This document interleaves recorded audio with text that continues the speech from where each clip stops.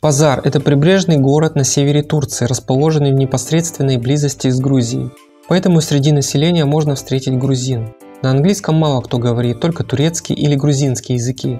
До 1928 года город носил название Атина, а после был переименован в Пазар, что означает рынок. И действительно, весь город – это большой турецкий рынок. Здесь выращивают и продают чай, сельхозпродукцию, рыбу.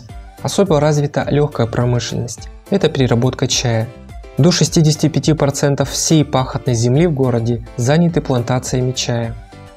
Город вытянут вдоль Черноморского побережья. С одной стороны его ограничивает море, с другой – крутые горы.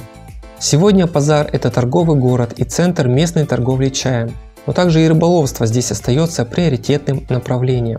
У города есть небольшой флот рыболовных судов, и здесь ловят анчоусы, кефаль и красную кефаль.